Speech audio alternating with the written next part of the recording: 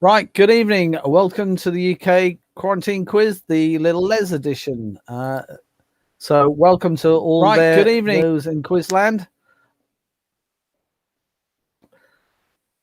I know we've got the regular teams. We've got the Lobsters, the Five Alls, the Fam, and Cosmic Cabbage. So I know we definitely got those four teams. So just in case we have another team join us, I'll just quickly go through the rules. Highlighted in yellow is the team captain. Team captain, you can submit your answers as many times as you like. You can change your answers as many times as you like. But the last, when the time is up, that's the last answer is submitted. That's it. Likewise, you can chat amongst yourselves. I can't see what you're chatting about, but my son Mark in America can see what you're all talking and saying. Throwing a boost at me any way you like, more than welcome. Doesn't bother me. I can't see it. Mark is in the States, as you know, so there's sort of a 4 or 5 second lag. So we appreciate that. You type your answers in, and as I say, it's the team captain to submit it. I read out the question, I read it out once, and then the second time, but then after reading out the second time, you've got 60 seconds from when I read it, and we have a 10-second countdown, which Mark will provide you with, apart from the last question when it's from me. So we've got interference with Mark's TV at the moment. Gremlins on the line. But anything I've missed, Mark? No, I think you're pretty good. Hopefully everybody can hear me okay. Evening all. Right, okay. A clearer, better picture. So Mark is just as good looking as his father, as always. So clear picture. Don't know about that. Well, whoever he is, I was going to say. I was going to say, as soon as I find out who my dad is. You'll let me know. Yeah, I know. Yeah, I know. Yeah. Okay. Right, so I don't think we've got any more teams. Please, teams, if you haven't done so already, write an answer in so we can just double check, team captains, that your answer's coming through, okay? Likewise, if you could just put 1 in your chat or yes in the chat screen so we know that you can hear us okay. And then once we've got that, without further ado, we will commence quizzing. I'll say, so far this evening we have got... Who's chatting? We've got the Frazzled Lobsters, the Five Alls, the Fam, Bobson Stew. I hope you guys are online. You guys joined early. The Interstellar Sea Slugs and Cosmic Cabbage. So Bobson Stew, we don't know who you are. We don't recognise your name. You might have changed your name, but if you are new, please let us know in the chat. If there's anything you need to ask, just put at host and Mark will answer it. But again, hopefully you got the gist of how it works if you haven't played before.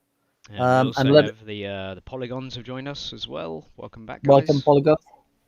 Yeah. So likewise, Bob and Stu, if you could let us know who you are in your team, so we can give a shout out to you. And again, welcome back to Polygons. Glutton for punishment. Right. So have we got all answers in from all the teams? I believe so. Yep. Right. So, and we've got Moose joined us this evening as well. Moose, hang on, Moose. Let me change your captain. There you go. Team mate. Yeah. Right. So, without further ado, let's get underway. Say Bob and Co. If you want to make certain that you know and understand, it will become quite early. Question, example, are we nearly there yet? The actual answer is almost, as always. Something I always used to say, Mark, when we were always on our way to the coast. So hopefully you submit your answer and that comes through to Mark. Like I said, you got 60 seconds from when I finish answering the question. So round 1 is 1990s and it's movies. Movies of the 1990s. The decade of the 1990 movies. Let's see how good and how much you remember of the 1990s movies. So here we go. Question 1. Who played Cruella de Vil in the 1996 version of 101 Dalmatians? Who played Cruella de Vil in the 1996 version of 101 Dalmatians? And your time starts now. 60 seconds. You have a 10-second countdown, and I will give you a shout. So chat amongst yourself. again, this is for the benefit of the Bob and team. You can write your answers in the chat screen. It's up to the team captain. He or she decides which answer to submit. You press submit and it will go through. But like I said, you can constantly change your mind. But the last answer that's submitted will be the one that we would take after the 60 seconds. So coming up to 50 seconds, I will give Mark a shout out now to put 10-second countdown on the system. Bearing in mind there's a 5-minute delay. So 10 seconds, please, Mark. 5 minutes? Cool. 5 seconds. We'll be here all night if there's a 5-minute delay. 5-second delay. Who played Cruella de Vil in the 1996 version of 101 Dalmatians? And countdown should be coming up. Yeah, I just want to make sure we're getting everybody's answers in for the first question. Who are we missing? Okay, so countdown coming up now. Right, so there you go. Seeing on the right. And for the benefit of the new team, every week we change the rounds completely at random. So question 2, in what state of the USA did the McAllister family holiday in Home Alone 2? Classic series of films. In what state of the USA did the McAllister family holiday in Home Alone 2? Great movie. Yeah, very good. Donald Trump's finest television appearance.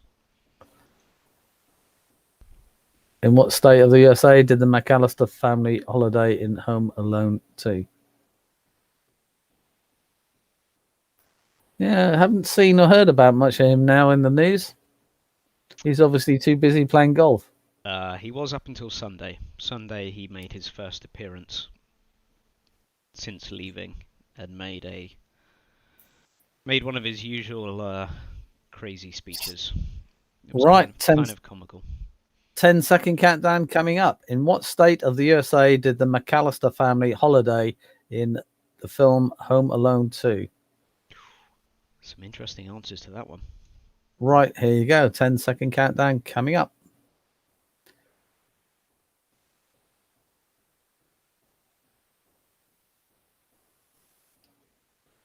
So, moving on. Question 3, sticking with the 90s. Who performed the title music for the Bond film Tomorrow Never Dies? Who performed the title music for the Bond film Tomorrow Never Dies? We have had a music round where I've done all the intros for with a connection theme, and of course the connection was Bond films, and all the intros were the music titles to Bond movies. Who performed the title music for the Bond film Tomorrow Never Dies?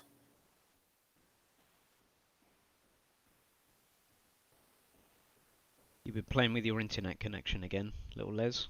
It's making some very funny static. Oh, is it? No. Right, so 10-second countdown coming up. Who performed the title music for the Bond film Tomorrow Never Dies? The lobsters are going to be really drunk today. Yeah, I'm not going to tell you why, but they're going to be really drunk today. Question 4. Who directed, produced, and starred in the 1992 movie Unforgiven? Who directed, produced, and starred in the 1992 film Unforgiven? If I remember rightly, I think this won Oscars as well. I think so. If my quiz memory serves me right. Possibly. He directed, produced, and starred in the 1992 movie Unforgiven. So first name and surname of the director, the producer, and also they starred in the film.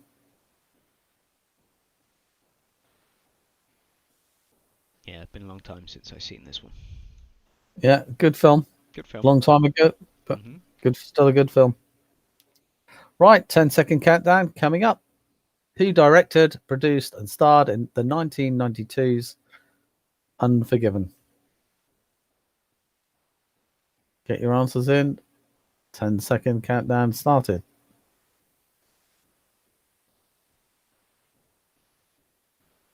I thought we were going to get at least one Phil Collins there. Question 5. Which Friends actor or actress starred in the 1998 movie Lost in Space? Easy if you know it, difficult if you don't, but I believe there were 4 actors and actresses in Friends. Choose one of them. Just 4. Well, 4 main characters, I believe.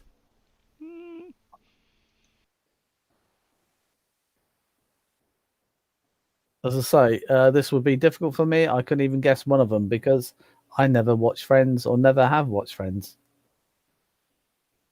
I'm surprised you didn't like that. Easy if you know, difficult if you don't. No, that's one comedy series, if you call it that I never found any interest in. Which Friends actor or actress starred in the 1998 movie Lost in Space? 10-second countdown coming up. Yeah, and that was not a great movie. Not a fan. Can remember watching the original series, black and white. Brilliant. The new series is good on Netflix. That's very good. Oh, is there a Lost in Space on Netflix? Sure is. Oh, I'll look that up. Yep. Question 6. For which 1997 movie did Kim Basinger receive a Best Supporting Actress Oscar? So think of Kim Basinger. What movies has she starred in the 1990s? Can you think of the one of 1997 that she received an Oscar for Best Supporting Actress? Yeah, so remind me when we log off, Mark, to go and watch Dig Out Lost in Space. It's good. It's not Lost in Space as you would know it. So Robbie the Robot looks a little bit different. Well, I would imagine so. But yeah, it's good.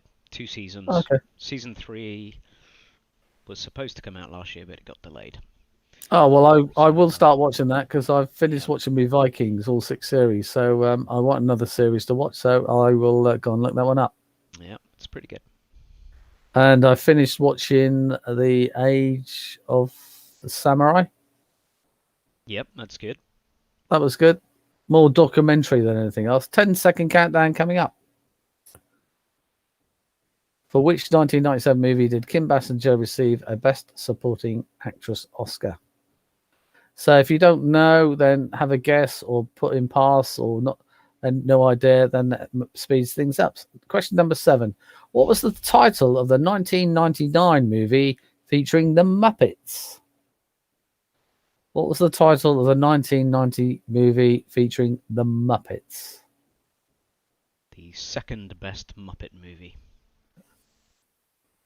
in my personal opinion. Yeah, I know you love the Muppets. Yeah, this was a good one. Wasn't the best. It does have some good one-liners though. So I've just had a message from Clive saying about Lost in Space. So I don't know if it's Clive that's listening in. So welcome, Clive. If it is, let a grown up let Mark know that it is you, or you are listening to us online or on stream. He could be. What was the title? He could be watching on the Facebook. It could be. What was the title of the 1999 movie featuring the Muppets?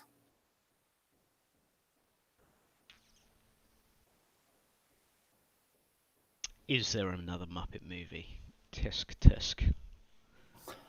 There's lots. Clive is a good friend of ours and the Five Alls. Great chap, great guy. So here we go. Moving on. Question 8. Which 1998 movie starred Matthew Broderick as, and forgive my pronunciation, Dr. Tatopoulos? Tatopoulos? Mm-hmm. Which 1998 movie starred Matthew Broderick as Dr. Tatopoulos? I would not have a Scooby-Doo on this one, even though I've written the question. I couldn't even guess this one. But I it noticed that actually wasn't that bad of a movie. Not the best. which 1998 movie starred Matthew Broderick as Dr. Tatopoulos? And you have seen it. Yeah, I have seen it, yes, but Mhm. I still wouldn't have known the answer. But if you're a Matthew Broderick fan, then this might be an easy one for you. Or again, if you are a fan of this type of theme, then again, it'll be an easy one for you. Or the franchise. Or the franchise, yeah, exactly. Yep. In fact, the latest in this franchise came out this week. Which 1998 movie starred Matthew Broderick as Dr. Tatopoulos? You know who I mean. Tatopoulos. 10-second countdown coming up.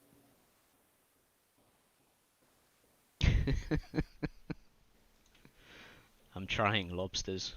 I'm trying. It's no fun if you force it.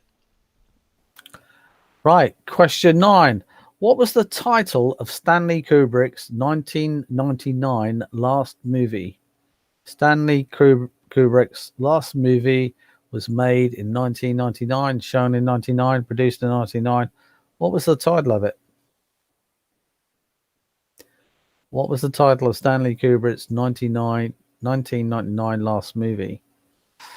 This is a question that's often asked in quizzes, pub quizzes.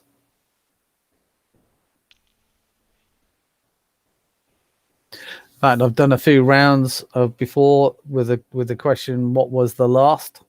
And this is usually one of them. What was the title of Stanley Kubrick's 1990 last movie? So 10-second countdown coming up.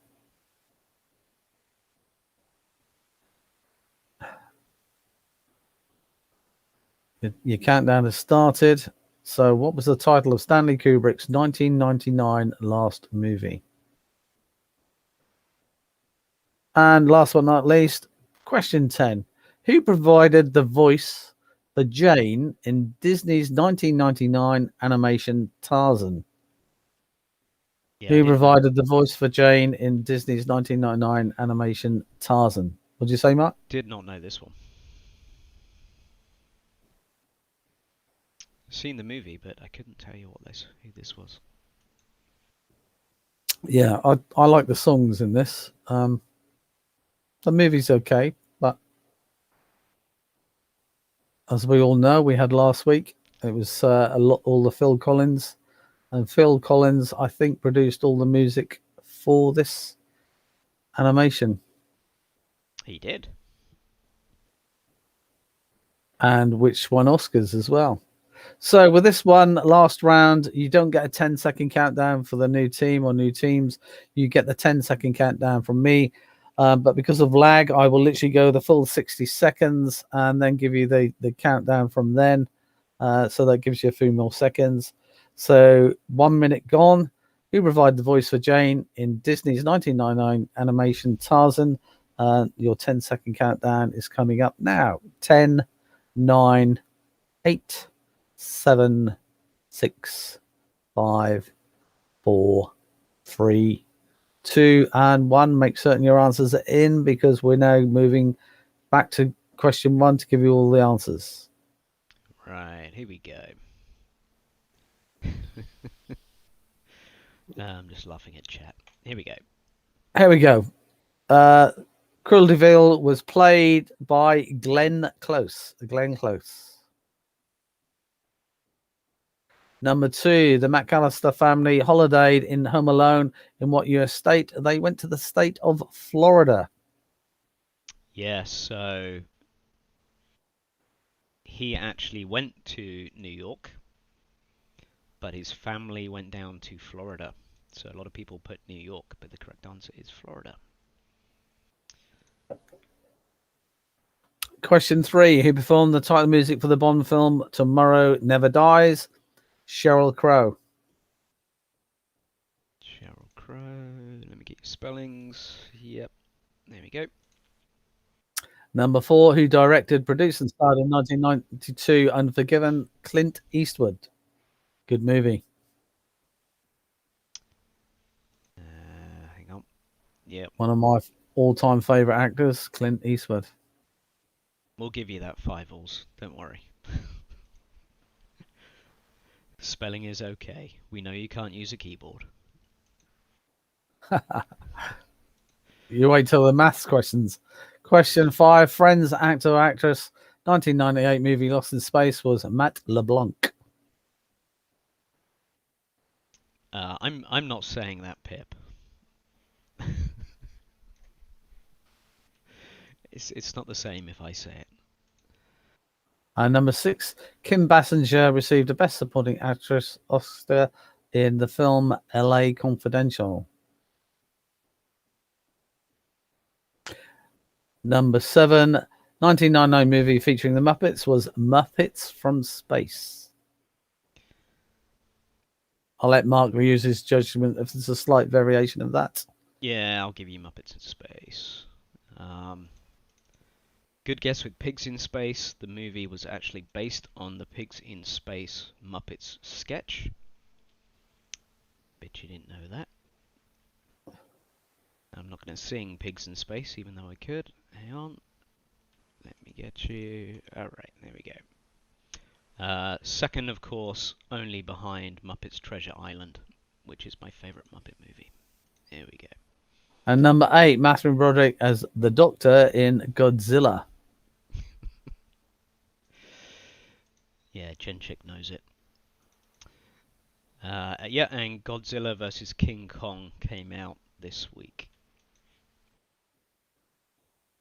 Number 9, Stanley Kubrick's 1999 last movie was titled Eyes Wide Shut.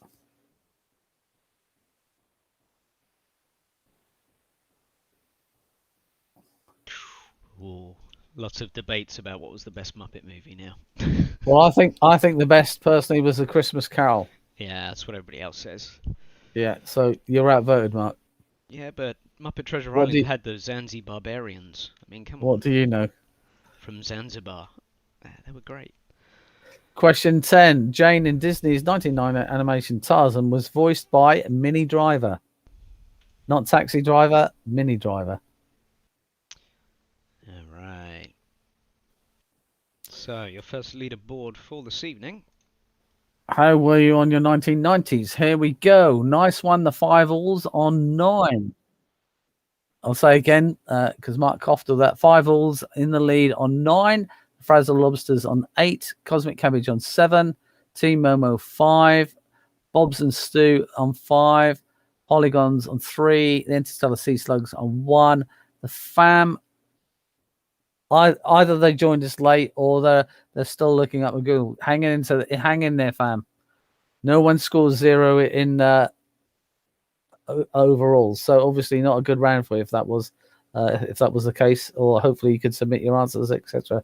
So let's move on to round 2. Round 2 always is a picture round. It can be on any theme. There is a connection, there is a theme. If you know the connection or theme, that might help you. But these are random celebrities. Who am I? So question 1, first name and surname, or who they are known by. So question 1, your time starts now. You see a picture of a person, a celebrity, famous person, etc., etc. Who is it? Who am I?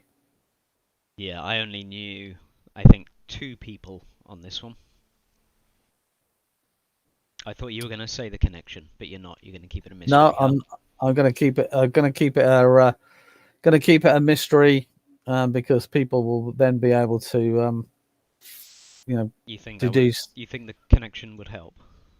Yeah, I think it would. So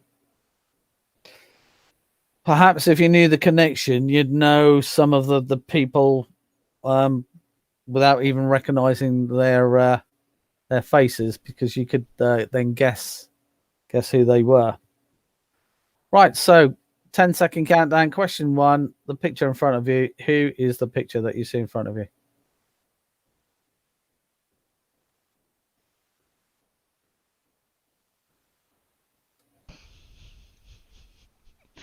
Right, 10, Is Phil Mitchell the new Phil Collins? I like that. 10-second countdown coming up. Who is the picture you see in front of you? Yeah, these were tough. I only need 2 of these. Question 2. Who am I?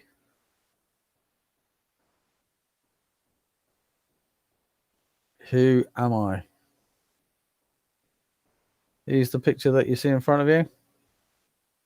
Who is he or she known as? In the entertainment world, who is this person? What are they known by? If you know their real name, then that will count or will be as good as. But this person, the picture you see in front of you, is a well-known entertainer. Who is the picture you see in front of you? What are they known by? Interesting answers coming up.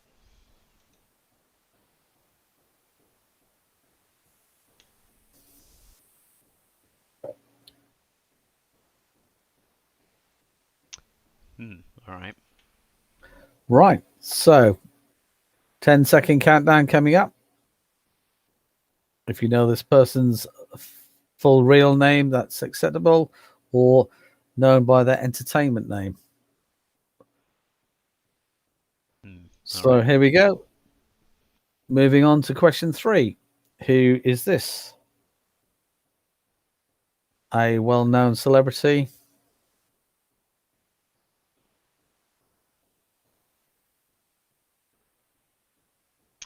Yeah, these are tough ones.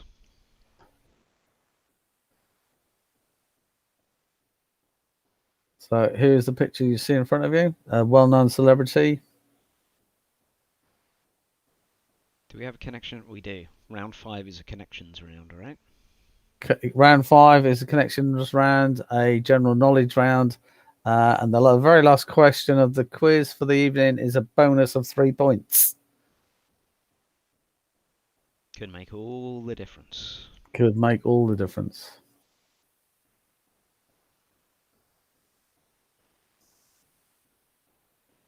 So, 10-second countdown coming up. Question 3. Who am I? Who is the picture you see in front of you?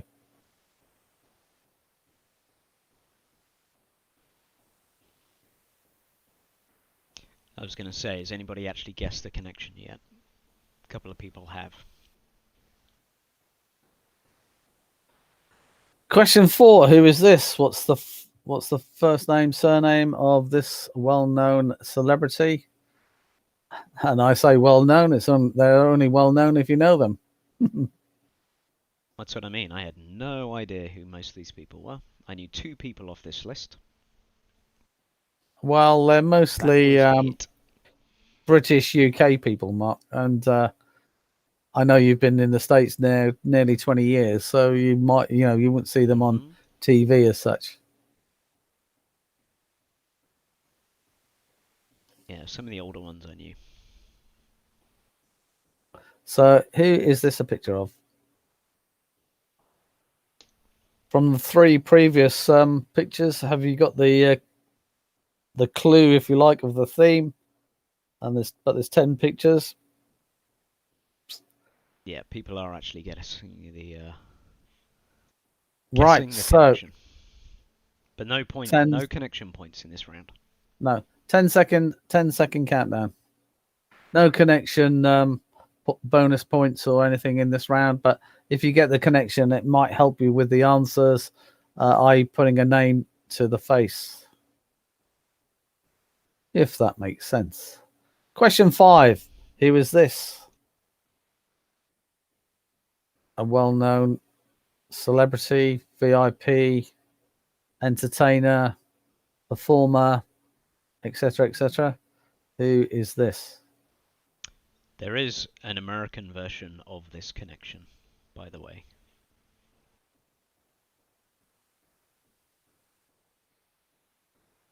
And there is a spin-off of that connection. I don't know whether you have it over there. Right, so question 5. the picture you see in front of you. Who is this gentleman? What is his name? What's he known as? Right, so 10-second countdown coming up.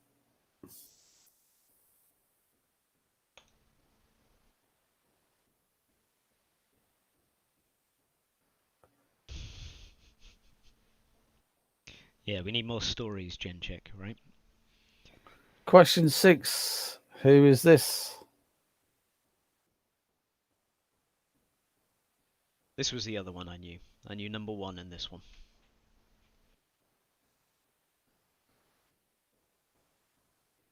That was it. This is going to be a good one for you, Mark. Spelling wise, you might have to take a few seconds or minutes double checking on the spelling of this one. I'm impressed. People are getting them in pretty quick, and they're spelling it correctly. Well, I am impressed. Yeah. Obviously, we'll have to have another spelling round.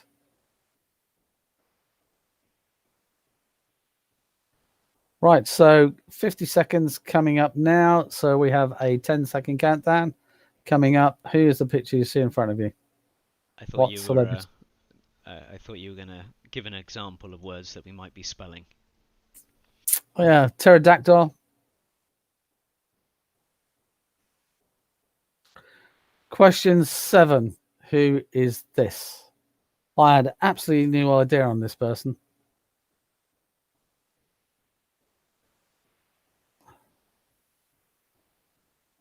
I must admit, I don't know if this is a picture taken recently, a few years ago.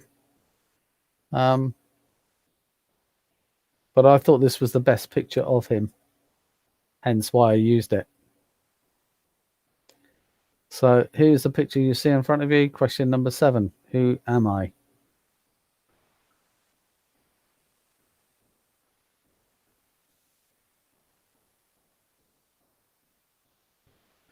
Yeah, everybody's saying the same thing. Everybody recognizes him, but nobody knows their name. I feel like I recognize him from EastEnders or Corrie or something. Yeah. I don't know. 10-second countdown coming up. And how many Phil Collins answers are we going to get to this one? I was just about to say, this is the... This has got to be a Phil Collins answer. It's got to be, isn't it? There's a couple of Phil Collins coming in. Yep. Yep. Question 8. A famous or infamous actress, singer, performer, entertainer. Who is this lady's name? Who is she? Of course. I just googled who the last guy was, and of course I know where he is from now. Yeah, exactly. It's easy when you know how, huh? It's easy when you have the answer, or you see the answer, or you look the answer up. Yep. Did it tell you it was Phil Collins' brother? Son, actually. Phil Collins' son, yes. Phil Collins' son.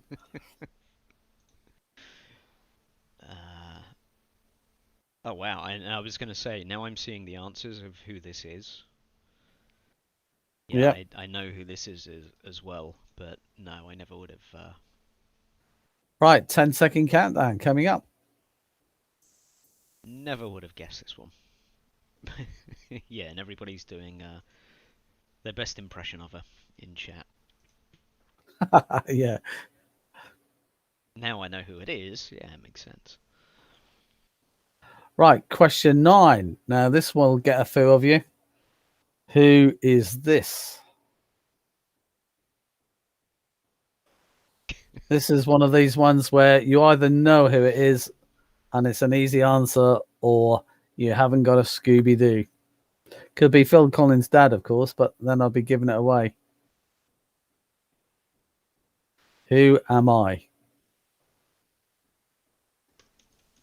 We need a first name and a surname to be correct, and that's on, all of them. We'll go easy with the spellings. But who am I? if you got the connection with the theme, then you might recall and might remember. So you might be able to guess. But if you haven't got a clue on the theme or that, then you might have no idea. So 10-second countdown coming up.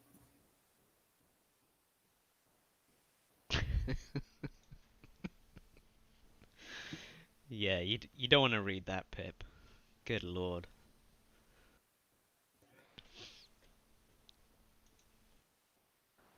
And last question, picture question of round 10. Remember, and reminder, you don't get a second countdown. So here we go. Timer starts now. Who am I? First name and surname of the lady you see in front of you. The conversation has turned to the Little Les autobiography. And if you knew, you know that if such thing exists, it would come in comic book form. So there wouldn't be too much reading. Don't worry. Yeah, yeah, they would in the bubbles, Mark. In the comic bubbles, yeah. Yeah.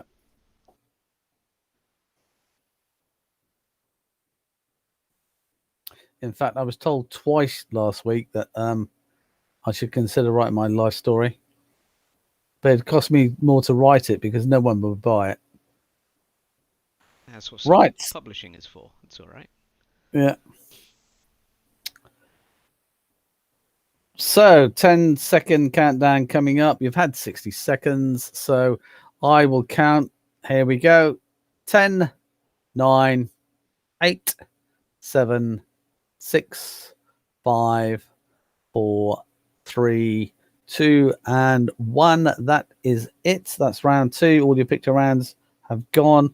We'll go back to the start. Here we go. Number 1. Who am I? It's Teddy Sheringham.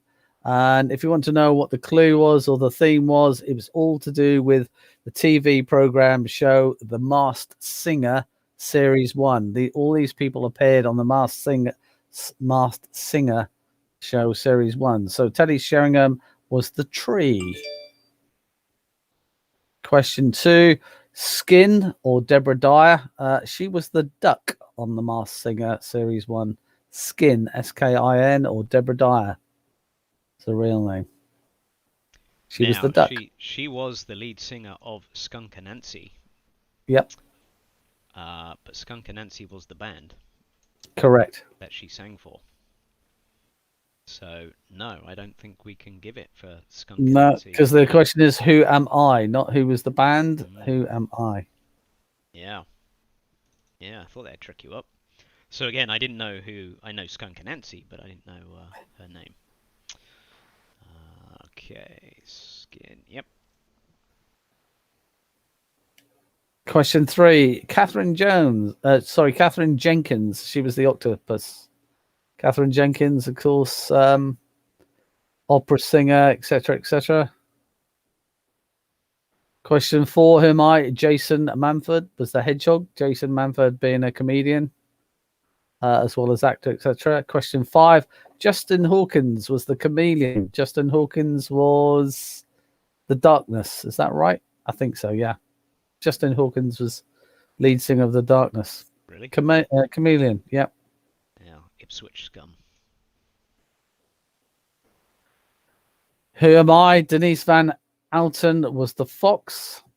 Watch out for the spellings, but it's not a spelling test as long as it looks phonetically correct. Question 7. Who am I? Jake Shears, who was the unicorn. Jake Shears was the lead singer of Scissor Sisters. Scissor Sisters, that's it. Yeah, I never would have got that. He looks very different there. Completely different. Question 8. Patsy Palmer, Butterfly, star of EastEnders, and former Coke snorter. Patsy Palmer, Butterfly. That's what she's known as, yeah. Yeah. Oh dear, yes, and everybody was doing their best Bianca. Ricky impressions, yeah. Yeah. Question 9. Alan Johnson. He was the pharaoh, and Alan Johnson was an MP. I think he was Shadow Home Secretary. Certainly an MP. I don't know if he still is. He still might be an MP. Alan Johnson was the pharaoh. And last but not least, question 10. Nicola Roberts, Queen Bee. And it was Nicola Roberts, the Queen Bee, that won the first ever series of the UK Masked Singer. Nicola Roberts was in Girls Aloud, I think it was. I know people will correct me if I'm wrong. Pass. I think she was. Yeah, I think she was one of the ladies in the Girls Aloud group. And I know all those in Quizland who likes Girls Aloud will correct me if I am incorrect. But back of the brain. Nicola Roberts, Queen Bee. So how did you do on your picture round? Let's have a look. There was a lot of people tripped up there. Here we go. Right, here we go. Fivals on 19. Obviously new. They're Masked Singers. The Frazzle Lobsters on 16. Cosmic Cabbage 15. T-Momo 10. Bob and Stu hanging in there on 10. Polygons 5. The Fam 2. The Interstellar Sea Slugs 1. So everyone's on the board. That's the main thing. Right, so here we go. Round 3. Now, round 3 is going to be an interesting round because round 3 is American translation to English as defined by an American to English dictionary. So there are only one-word answers, and that's the one-word answer that I'm looking for. So American to English. So question 1, as defined by Absent Books of London, what is the one-word equivalent English translation? So, for example, broil equals grill. So the question is, what does baseboard, the American word baseboard? So if Mark, being American, were to say that he had in a sentence a baseboard, or was going to look at a baseboard, or process a baseboard, or etc., etc. I don't want to give any more clues away, but what is the equivalent English word of the American word baseboard? I do have lots of baseboard. Yeah, you do. As defined by Absent Books of London. So there's no quibble or questions. Doesn't matter what you think it might be. One word answer. If it's not the same answer as Absent Books of London, then it's unacceptable. No quibbles. Baseboard. What is the equivalent English word of baseboard? Yeah, some of these are a little bit dubious, I must admit. But they are according to the Absent Books of London, so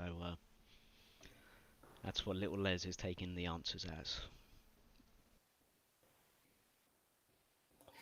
Right, so 10-second countdown coming up. Hang on, let me refresh, make sure I'm getting your answers in.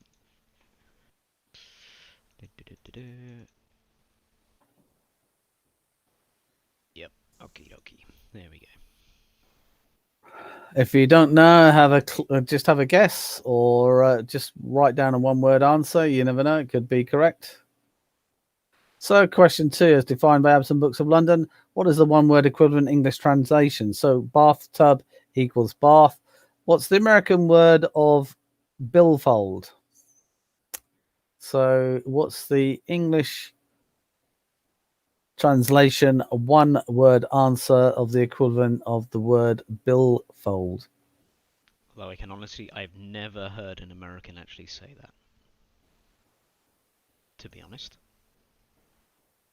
I've heard it. I've heard it a couple of times. Last time I was over there, which is one reason why I've used this word.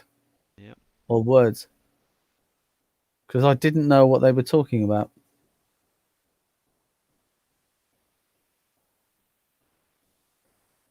As defined by Absent Books of London, what is the one-word equivalent English translation of the American word of billfold?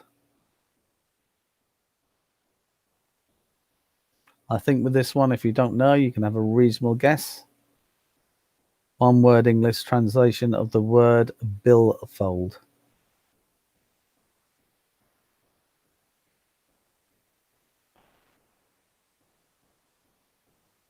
So 10-second countdown coming up. What is the English American word of billfold? One word answer. 10 seconds counting down now.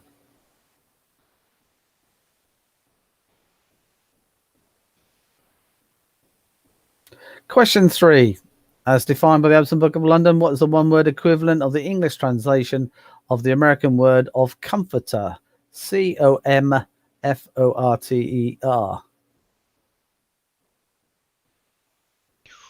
You're being pretty explicit on this one as well.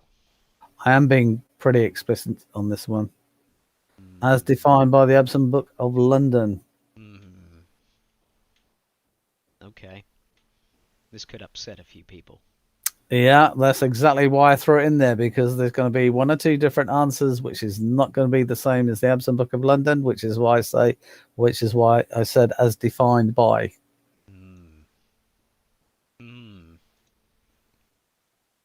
How old is this book? This book is brand new. There. Oh, interesting. Okay.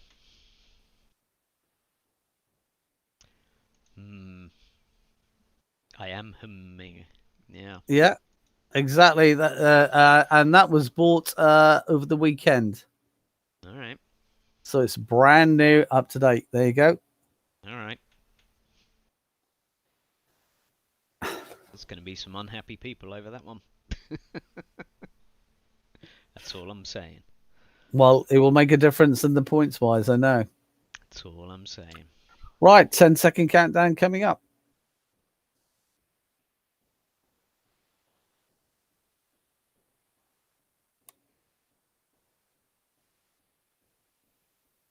Question 4, as defined by the Absent Book of London, what's the one word equivalent of cream of wheat?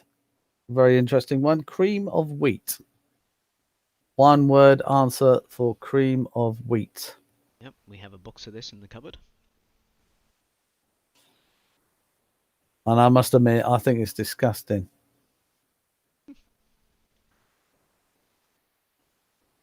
Which is why you never get to give it to me, Mark, when I come over.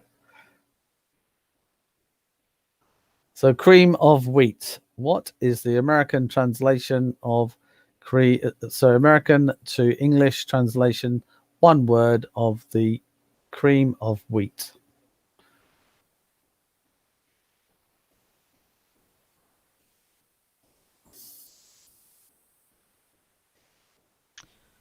Yes, interesting.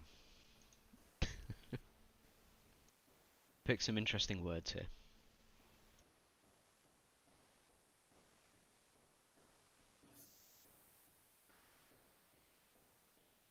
So cream of wheat. What is the English translation of the American word cream of wheat?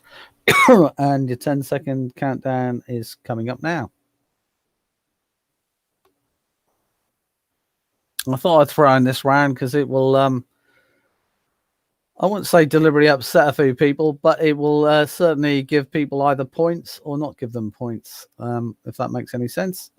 Question 5. Absent Book of London, what is the one word equivalent English translation of the American word of endive? ENDIVE. What's the American translation of the word of endive? ENDIVE.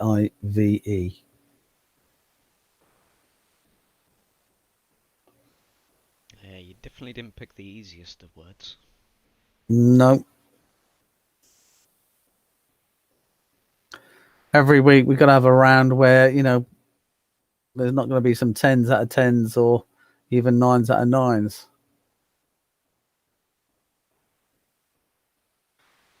Yeah, can't make it too easy. I must admit, I hadn't heard the American word endive. So, as defined by Absent Books of London, what is the one word equivalent English translation of the American word of endive? ENDIVE. And Your 10-second countdown is now coming up.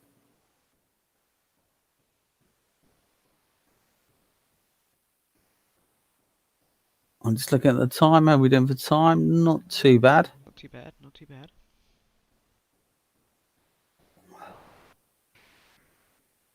And just to let you know, we will definitely have details for next Wednesday to announce about the quiz in support of Port Solent for the 24th of March. So here we go. Question 6, as defined by Absent Books of London, what is the one-word equivalent English translation of the American word of generator? Generatur. What is the American translation of the word of generator?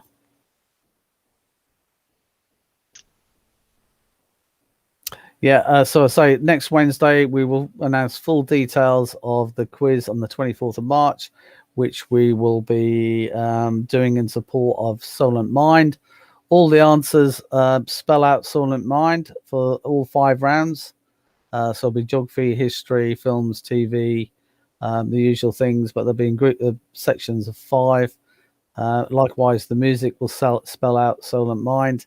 As I say, we will let you know and publicize full details next Wednesday. We know we've got a guaranteed 20 teams, so and you'll all be playing for trophies as well. Real trophies, real medals, certificate signed by the Gosport Mayor, and a little teddy bear from her as well. Gosport teddy bear. Gosport teddy bear, yeah. In tracksuit bottoms. So 10-second countdown coming up.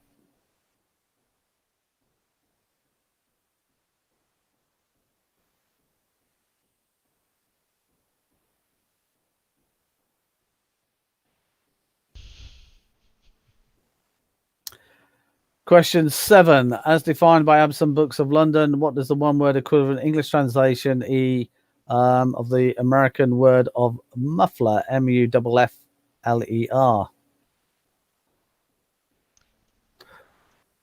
Yeah, this is an interesting one as well. Yeah, this is going to catch 1 or 2 people out because remember, it's defined as per this, not what you think or you know it as. So some people's answers will be yes. They will inadvertently be correct, but not as defined by this.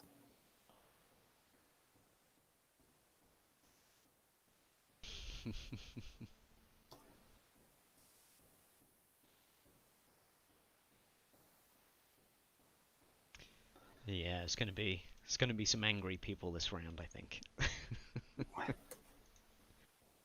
Which is why I clearly said as defined by Absent Books of London. Yeah, I know. That's your get out of jail free card. Get out of jail free Yeah. card, yeah. Yeah. This is where some people will lose points, possibly gain a point. Oh, so I'm impressed people are getting these answers though. Yeah. Yeah. Yeah, I agree. We might need to have words with the publishers. Well, they are American. That's the problem, Mark.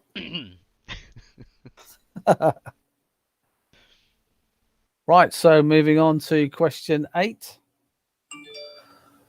The American word of nightstick, nightstic, nightstick.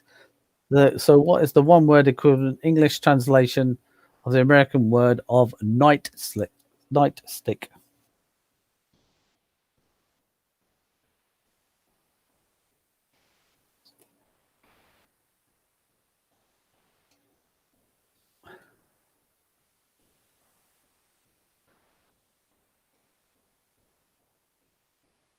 So the American word of nightstick, English translation.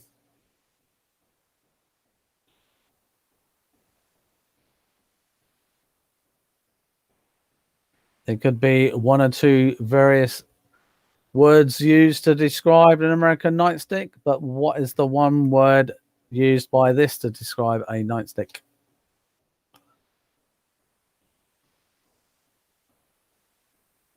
All right, I'm back.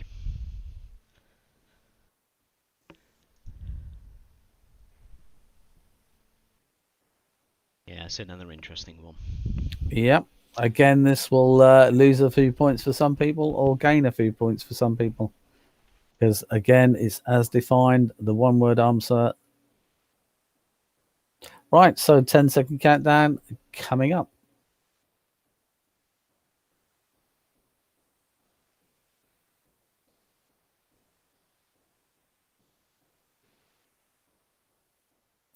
Question number 9. What is the English translation of the American word of pollywog? P-O-L-L-Y-W-O-G. What is the English translation of the American word of pollywog?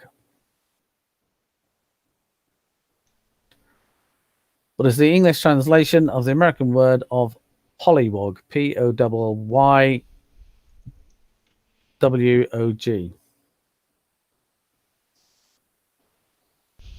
If you saw, used, walked by, etc., a pollywog, what would you use, see, or walk by? The American word of pollywog, what is the English translation? And when we go through the answers, there's no ifs or buts and maybes, no cause to dispute, rebook, query, or question. There's only one answer, as defined by the Absent Books of London. Right, so 10-second countdown.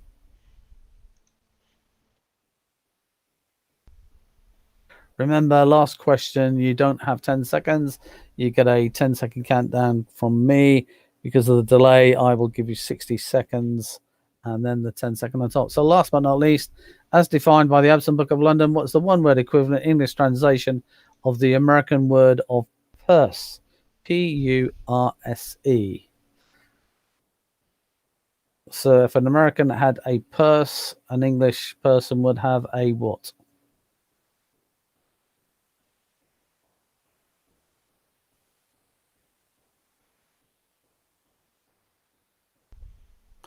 So as defined by Absent Books of London, what's the one-word equivalent English translation of the American word of purse? P-U-R-S-E. If an American had a purse, what would an English person have the equivalent? What would it be called or known as defined by the American, as defined by Absent Books of London?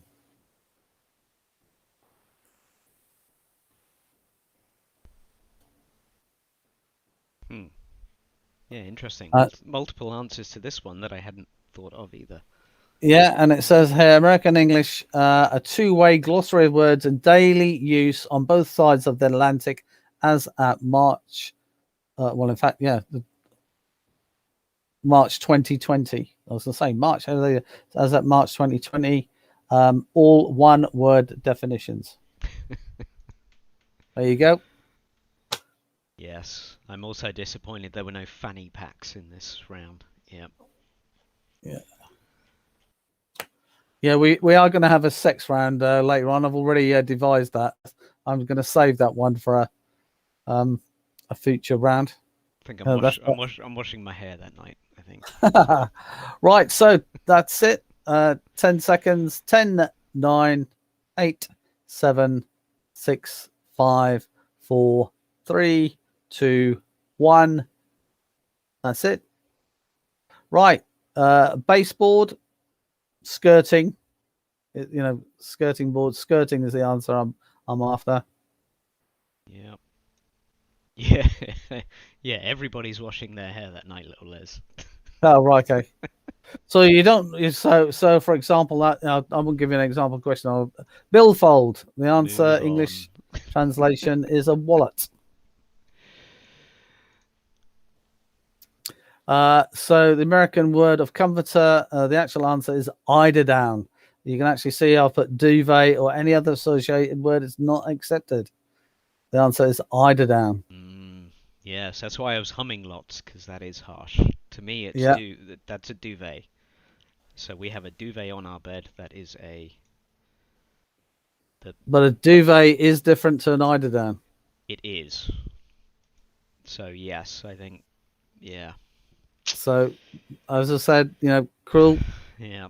This Being is a harsh cruel there. round, I know, but that is a cruel round. Eiderdown. So, well done if anyone got Eiderdown. But if not, then everyone else didn't score.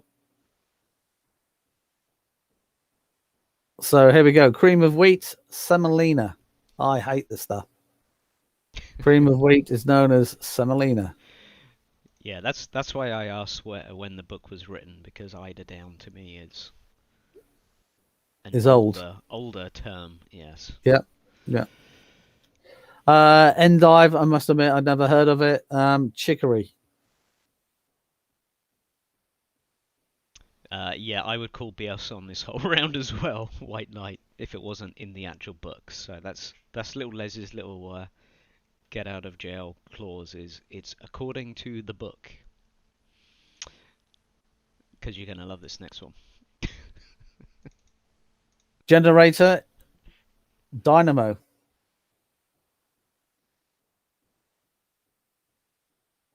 I know the Americans call a generator, but according to the Absent Book of London, a generator is a dynamo.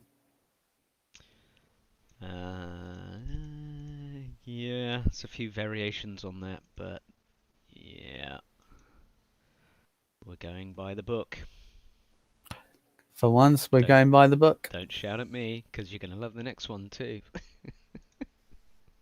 Muffler, a silencer.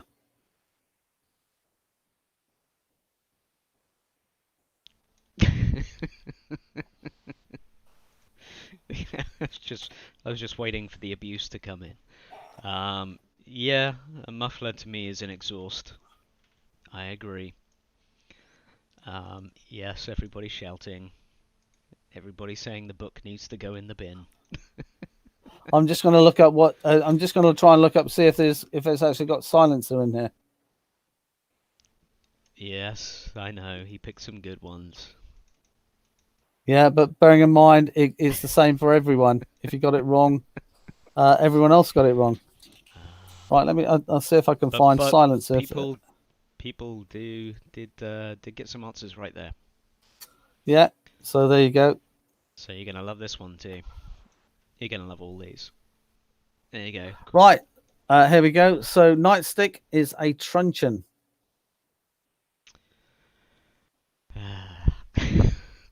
Not a baton or baton. Pollywog is a tadpole. Yep, I think I got everybody there. And number 10, purse is a handbag.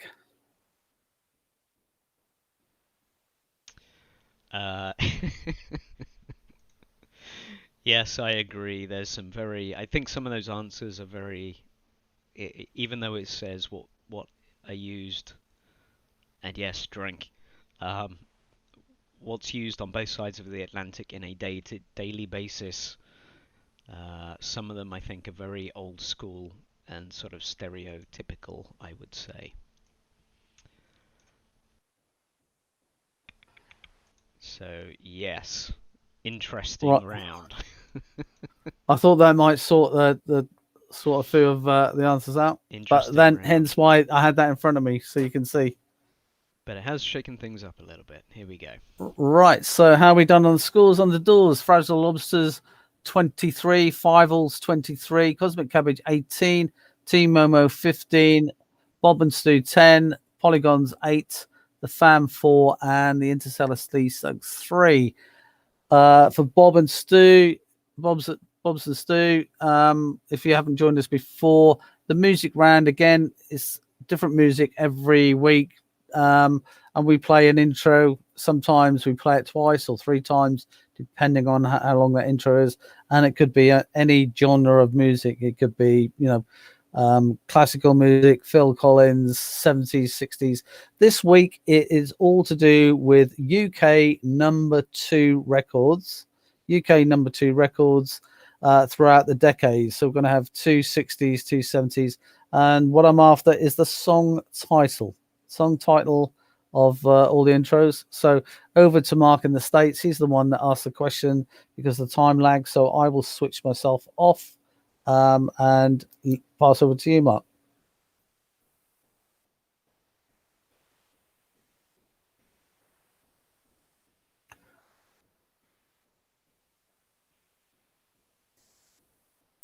Oh, now you can hear me. How about that?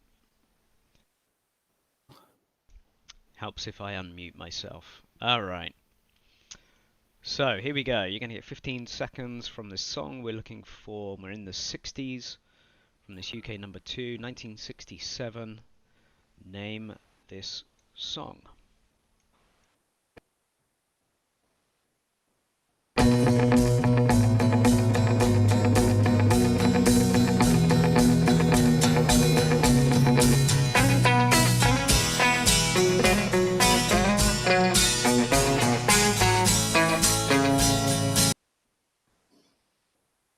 Alright, that was your first playthrough. The first 15 seconds. Are we getting answers in? Yes, we are. Good job. And there are songs that little Les can dance to, so we'll be keeping an eye on his little boogies. So here we go. Second playthrough for your first song from 1967, UK number 2. Name that song.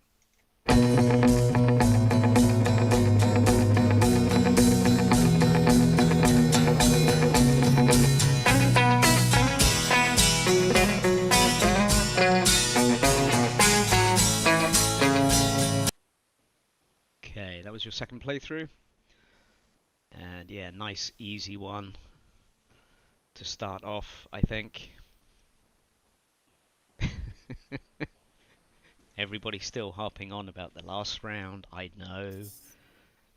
As an English American who sits on both sides of the channel, or the pond, I should say, yes, I didn't get some of those. They're a bit dubious. So, get your answers in. We'll give you a 10-second countdown, and we're moving on to question 2. Don't worry, little Les will be unmuted soon. We'll get back to your drinking, Frazzled Lobsters. So, we are in 1968. You're going to get 15 seconds again from this UK number 2. Name that tune. Here we go.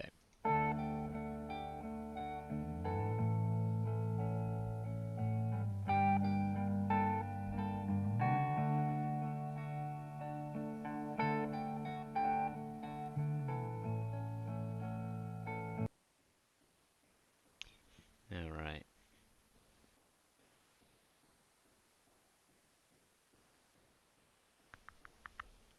I couldn't tell. You need to be more animated, little Les, so I can tell whether you can hear it. I'm getting a thumbs up from little Les. So, we're looking for the name of the song, don't forget. I'm going to play it again. I am getting some answers in, so I could assume you could hear. Here we go.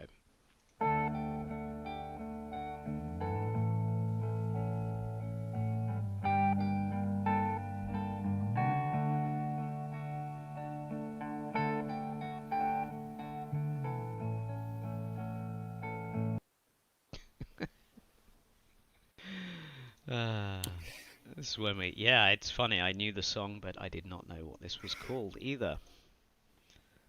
Little Les doing his best air piano, I think that was. Was that harpsichord? I don't know. Alright, we'll give you a few more seconds. Get your answers in.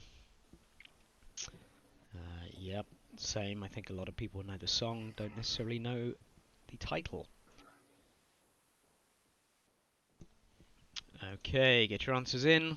Otherwise, we're moving on. Here comes your 10-second countdown. Have a think about it.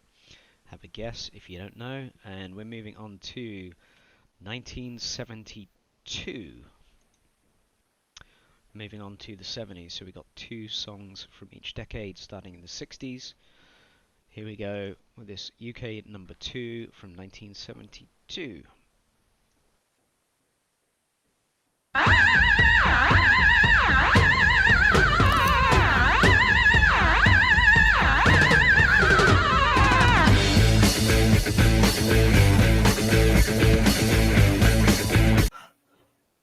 Good lord, you broke the internet there, little Les.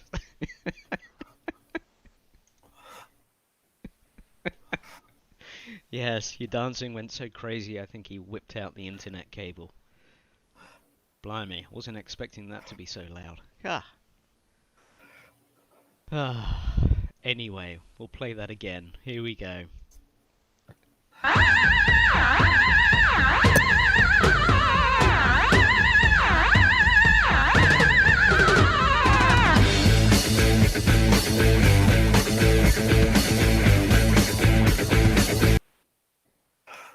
Wow, that is one trippy video.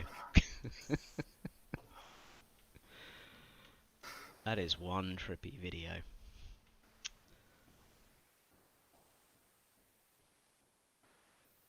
Okay, are we getting answers in? Yes, we are.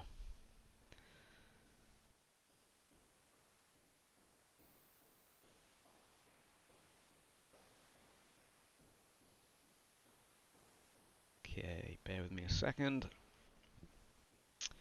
That song was banned in South Africa, really? Interesting. Did not know that. There you go, it's a little clue. In case you didn't know what it was banned in South Africa, apparently. Moving on to question 4. Here comes your 10-second countdown. We're moving on to 1976. Likewise, this was a number 2 hit. Okay, why was it banned? I don't know. We'll have to find that one out. Okay, here comes song number 4. Here we go.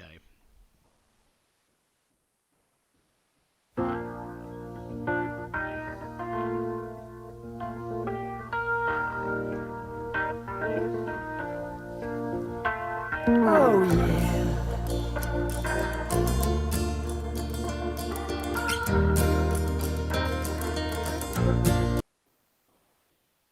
Alright, you got a few more seconds there because this is my favourite song by this artist. And I think one of Little Les's favourite songs by one of his favourite artists as well.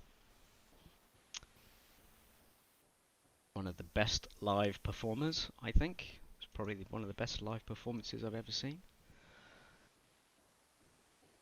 So here we go. Here's your second playthrough of the first 15 seconds.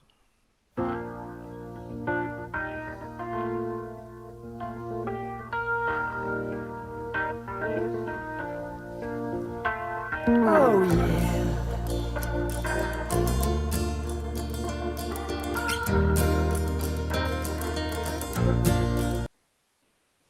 Alright, again you got a few more seconds there, and we're looking for the title of the song. And I have a feeling Little Les is going to be really anal about the answer on this one. No?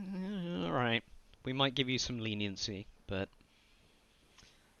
yeah. Try and get the answer as close as you possibly can. Then it won't lead to any controversy. Okay, so we'll give you a few more seconds to think about it. And yeah, it's surprising how many people have seen this artist live. It was a brilliant show. Alright, we'll give you a few more seconds to think about it, otherwise we are moving on to the 80s. Yeah, there's going to be some interesting answers to that one. Alright, we're moving on to the 80s, so here comes your countdown. And we're moving into 1982. Don't forget these are all UK number 2s. So you're going to get 15 seconds again. Here we go.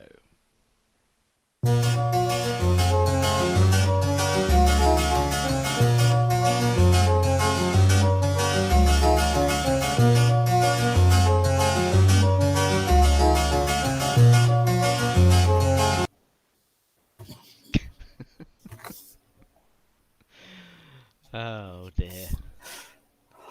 I thought we were gonna. I could have sworn we were gonna get a some air harpsichord from Little Les there.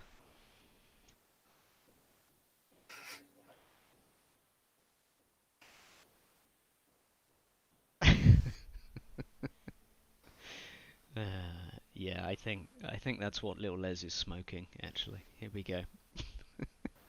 Second playthrough of your first 15 seconds of this 1982 UK hit. Here we go.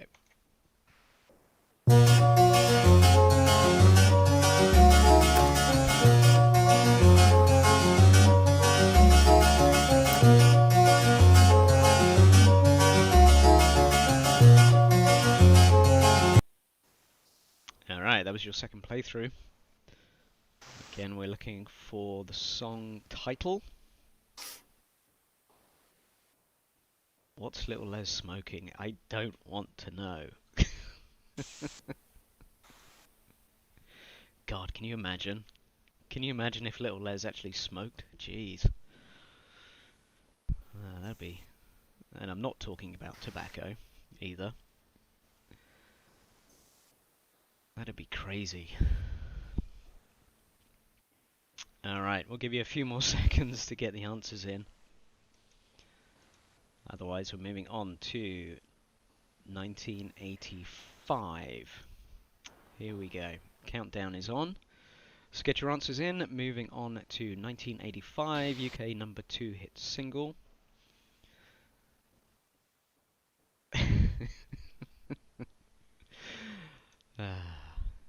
Here we go. Close, Genchik. Close. Here we go.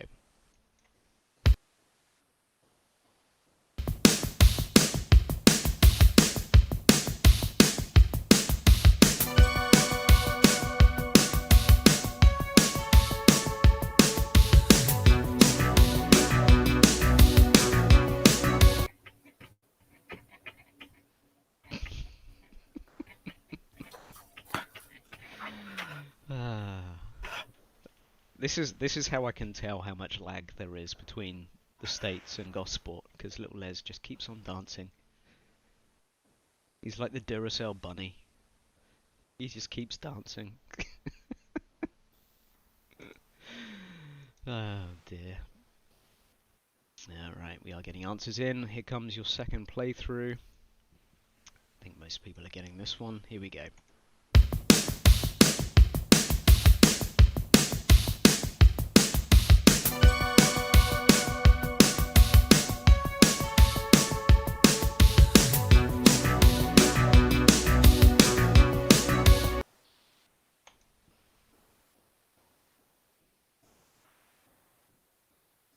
Okay, that was your second playthrough of the 1985 number 2 hit. Get your answers in. We're looking for the name of the song.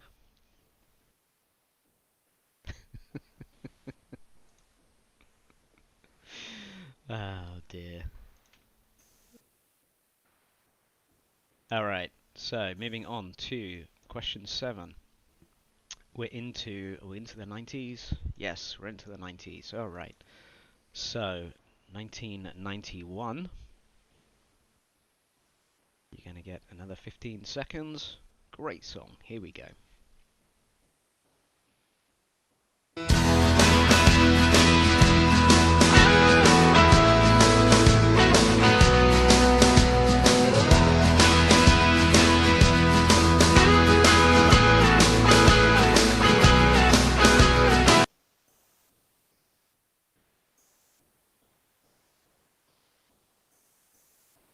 Yeah. Cracking drinking song, that is.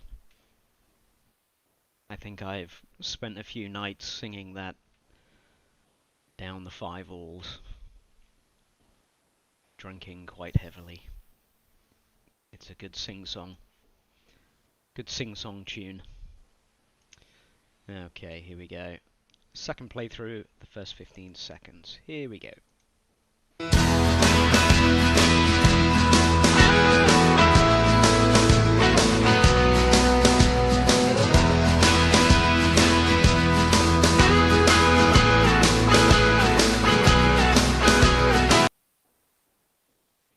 Alright, that was your second playthrough. So, we'll give you a few more seconds to get your answers in, otherwise we'll move on to... Oh, we're still in 1991. 1991 was a good year. Wow, this next song was 91? Wow. Didn't know that. Yeah, I kind of want to listen to that whole song too. Yeah, that's a good one. So, get your answers in. Otherwise, we're moving on to question 8. Here we go. Countdown is on. I can't believe this song is 1991. Doesn't sound right to me. Okay, here we go.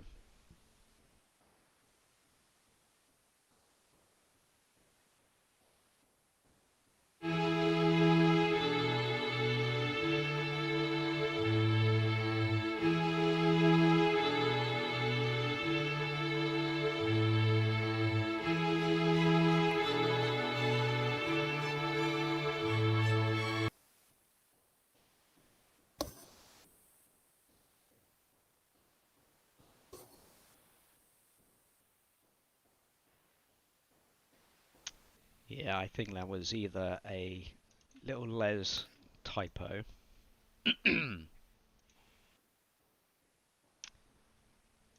Because that was actually 1997. 91 did not sound right to me. There we go. It's 1997.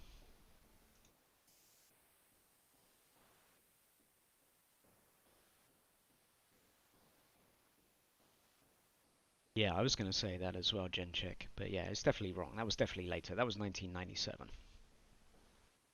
Alright, here we go. Gonna play it for you again. Great song.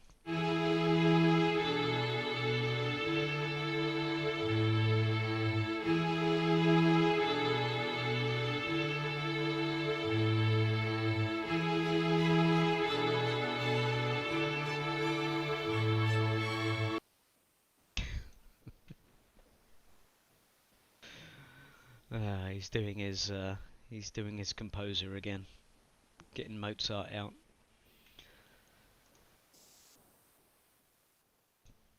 Okay, have a think about it. Get your answers in. Otherwise, we shall be moving on to question 9.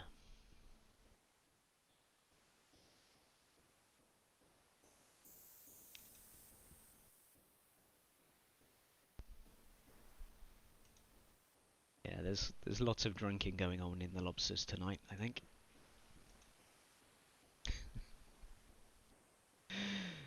Okay, alright, get your answers in, otherwise we're moving on to question 9 and into the new millennium. Here we go. Young people's music.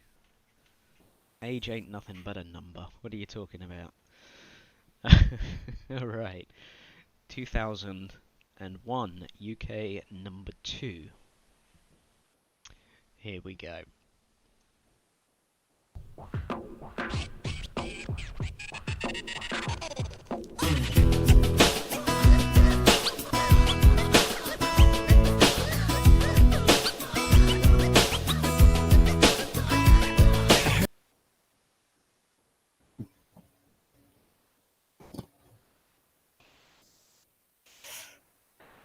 Is that a DJ mixing Hawaiian Hula Girl? Little Les is doing there, I think. I'm not sure. Yeah, I don't know what he's doing there. All right. Yes, polygons. I am noticing that. Don't worry. I'll take that into account when I mark your answers. But I'll try and look out for your answer as well. I'm aware there is a little bit of lag. I'm keeping an eye on it. Alright, so I'm going to play this again. Here you go. This song from 2001. Here we go.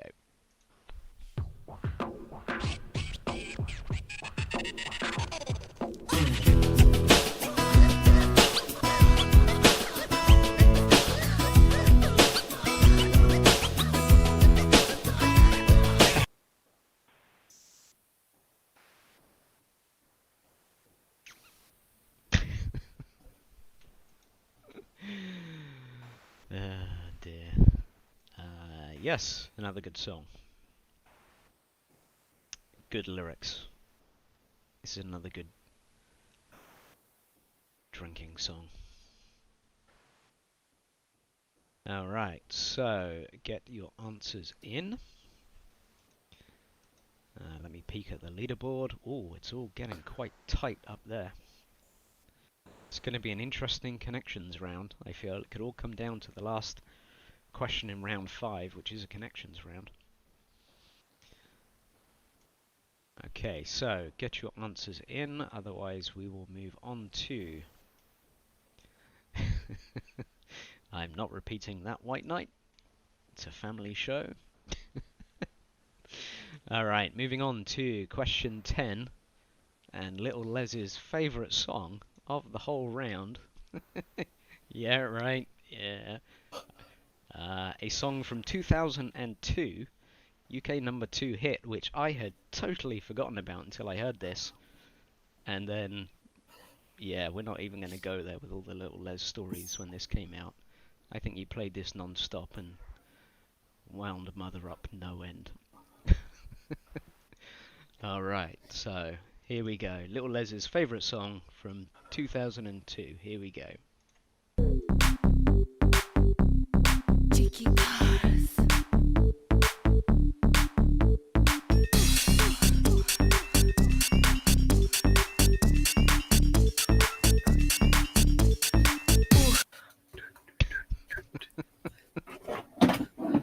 Oh, what's he doing? Oh dear. At least you were wearing trousers. Yeah. Alright. Let's see if anybody knows that.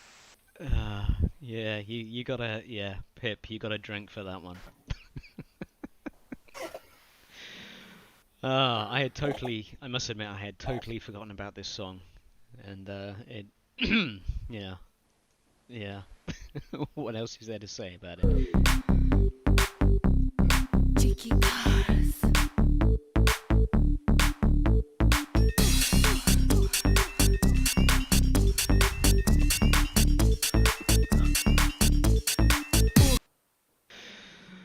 Oh dear.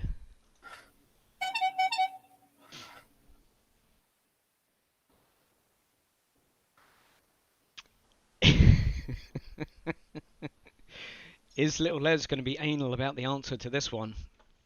Well, it does say, if you look in the title, it says song title, including brackets. So the answer is yes, Little Les is going to be anal about that one. And that works on so many levels.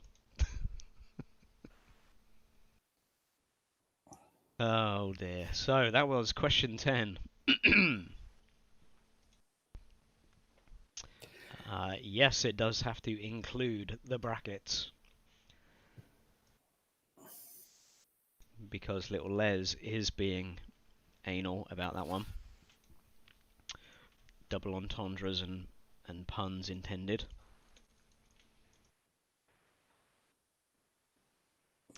So we will give you a couple more seconds to think about it.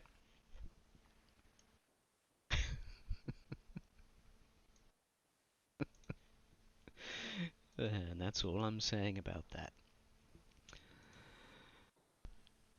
Alright, so get your answers in, otherwise we will go through... hang on.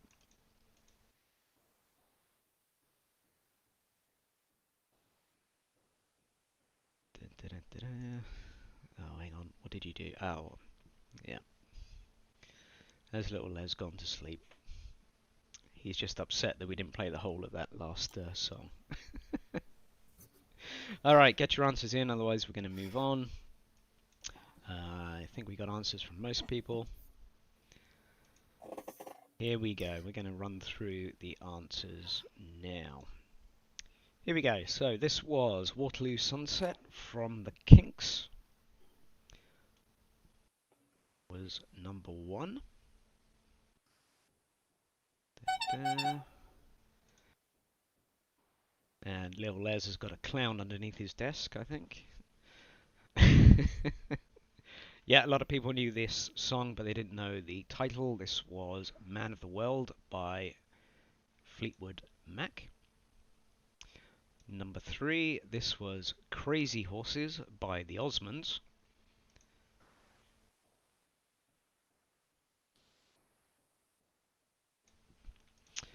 Alright, number 4. Let's see how anal little Les wants to be about this. This was The Killing of Georgie Parts 1 and Part 2. Or The Killing of Georgie by Rod Stewart. That is one of our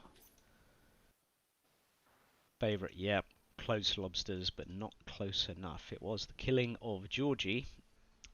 If you wanted the full title, it's The Killing of Georgie Parts 1 and Part 2. There's 2 subtly different songs in one there.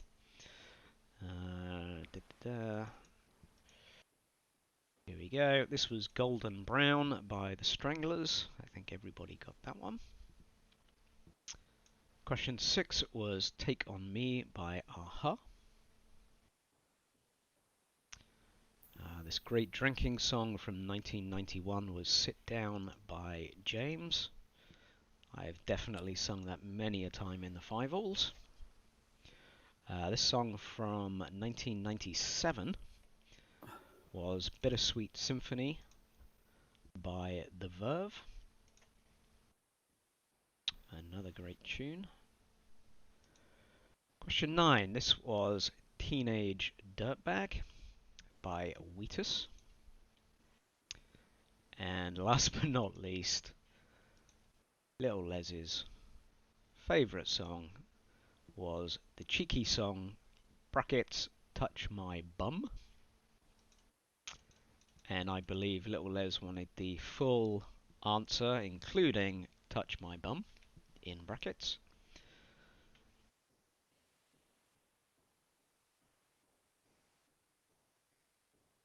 So there we go. I think I got everybody there. Okie dokie. So let's see how that shook up the leaderboard. Alright, you ready for this, Little Les? I'll give you control back. So I'll let you read out the leaderboard. It's getting close. Here we go. Right, here we go. Five-Alls, 33. The Frazzle Lobsters, 32. Cosmic Cabbage, 28. Team Momo, 22. Bobs and Stew, 19. Polygons, 12. The Fam, 6. And the Interstellar Sea Sug, 3. So here we go. The Five-Alls are in the lead by 1 point going into the last round.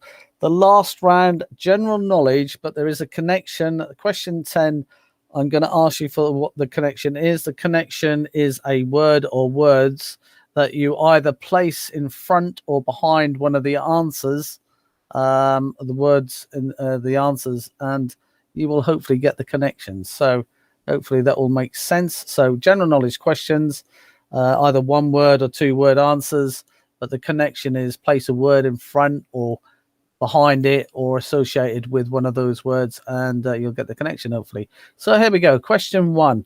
Which former Labour leader was registered with the Football League as an honorary player for Plymouth Argyle to celebrate his 90th birthday? Now, if you haven't got a clue, you haven't got a clue. But of course, if you knew the connection, which from the first or 1 word answer, or at question 10, that's not going to help you for question 1. So, which former Labour leader was registered with the Football League as an honorary player for Plymouth Argyle to celebrate his 90th birthday? So, think of all the former Labour leaders. One who's not in 90s. Which former Labour leader was registered with the Football League as an honorary player for Plymouth Argyle to celebrate his 90th birthday? If you're a Plymouth Argyle fan, you will have no problem with that one. If you are a political awareness, you might have a clue. So your timer is on. Which former Labour leader was registered with the Football League as an honorary player for Plymouth Argyle to celebrate his 90th birthday? Yeah, so to clarify Little Les's clear as mud connection description, um, it's a word association connection.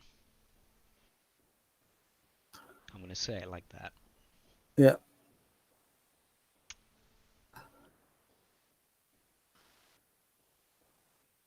God, is there a storm in sunny Gosport today?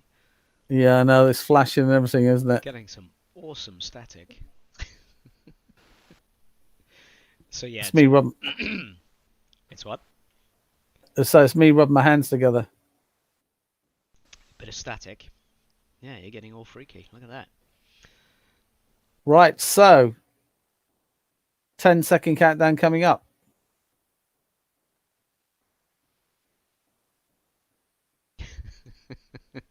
Yeah, I'm not going to mention that, Pip, because otherwise Little Les will start doing it. And some things you just cannot unsee. And things on the internet are forever, don't forget.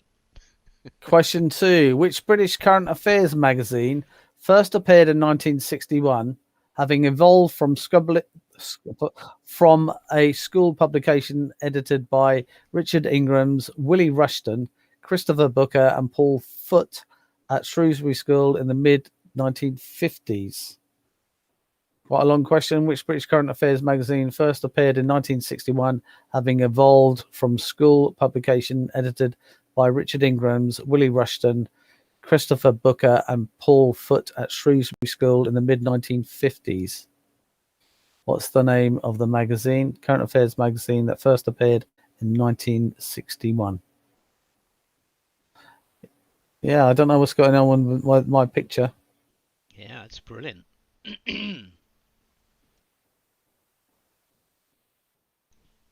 Yeah, there's some cracking static. It's really good. Well, it's the retro disco look. Hopefully we're not. That actually looks pretty funny. Right, so 10-second countdown.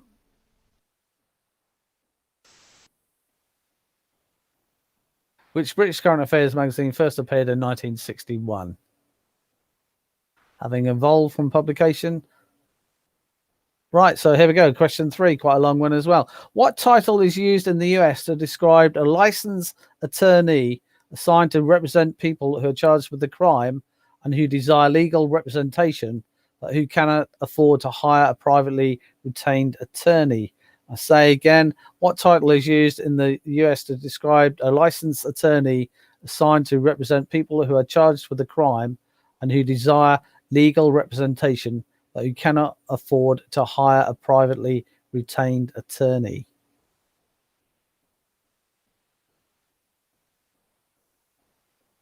Yeah, you're getting all crazy now.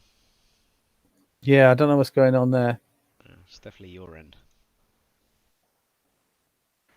Now, I'll say here and now, should we go offline or get cut off, what we'll do is we will resume the quiz next Wednesday, doing round 5, going through round 5. Yeah.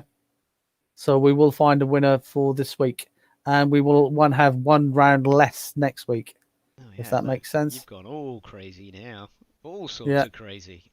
I don't know why. Hang on. Is it best to just turn me off and I'll just ask the questions? Hang on.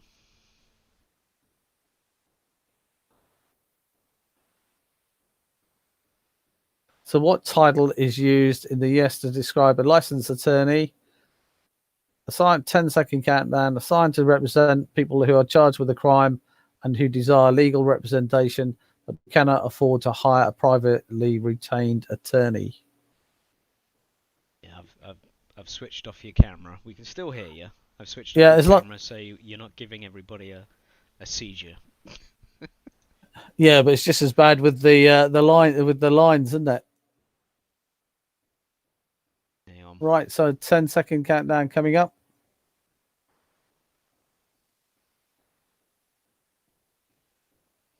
And no, No, you don't get bonus points for guessing the connection now. Now we've completely lost little Les. Can you still hear me? We can still hear you, unfortunately. Yeah. Yeah, it's just put a picture up there, Mark. As long as you're going to hear me ask the questions, that's fine.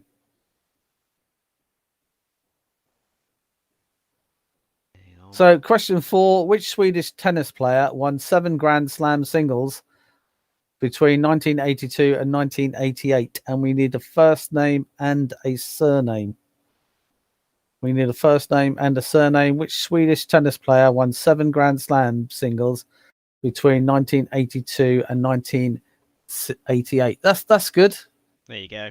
You know what That will that is? do. How about that? That'll be fine. 5-alls. There you go. For those of you that have not been, that is the bar at the 5-alls Public House. Right, that will do nicely. There you go. So, which Swedish tennis player won 7 Grand Slam single titles between 1982 and 1988? And we need his first name and surname. If you've got the connection word or words, then that will help you get the answer. That's a good looking bar, isn't it?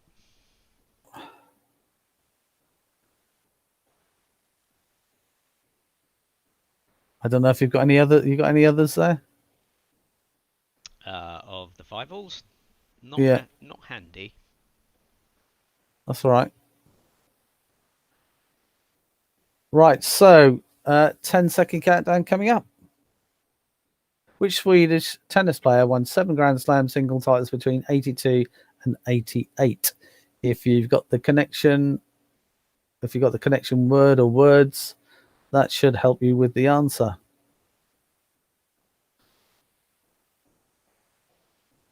Hang on, Bob's B, you used to work at the 5-alls? Really? We have more 5-alls people. Awesome. Is that the new team, is it? Let's get some info from Bob's team who's joined us this evening. Find out who they are, where they are, and welcome for joining us tonight. Question 5: which 1953 American biblical epic film starred Richard Burton, Gene Simmons, and Victor Mature, and it tells the story of Demetrius, a Roman military tribune who commands the unit that crucifies Jesus? Usually shown at Easter. I'm just trying to think. I must have seen that at least 20 times. Which 1953 American biblical epic film stars Richard Burton, Gene Simmons, and Victor Mature, who tells the story of Demetrius, a Roman military tribune who commands the unit that crucifies Jesus? A classic film, as I say, usually shown every Easter over here, certainly in the UK. Yeah, Bob's used to work on Wednesday night during the quiz. So he's used to listening to your voice rattling on. Ah, right. Welcome, Bob. Yeah, I know who you are now.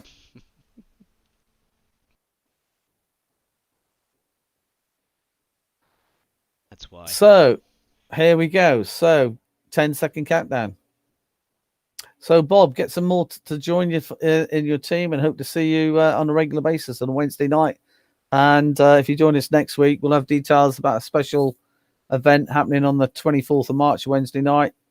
You know, we're going to be dishing out the certificates for participation and everything else for taking part from the Mirror Gospel. So, question 6: which Antipodean band, formerly known as Split Ends, played to around 250,000 people at their farewell concert outside Sydney Opera House in November 1996? I must admit, I didn't realise they were Antipodeans, this band. So which Antipodean band, I'll have to make it so when I write questions, they're easier to pronounce. Which Antipodean band, formerly known as Split Ends, played to around 250,000 people at their farewell concert outside Sydney Opera House in November 1996? And I got a message from Clive Jones. Clive Jones is a good friend of myself and Mark of the family of the Hay-Hos. Clive is a former ex-Welsh Guardsman, lives up in Shrewsbury area. And as I say, helps out, great fundraiser, good friend of the family. And those of you that don't know Clive is totally blind, has been for a few years now, but he's listening in on the stream. So welcome, Clive. Hope you're still with us. See if you can join the Five Alls and join up with Julia and co next week. Right, so 10-second countdown. Which Antipodean band, formerly known as Split Ends, played to around 250,000 people at a farewell concert outside Sydney Opera House in November 1996? And Clive tells me he got 8 out of 10 on the music round, so well done, Clive. You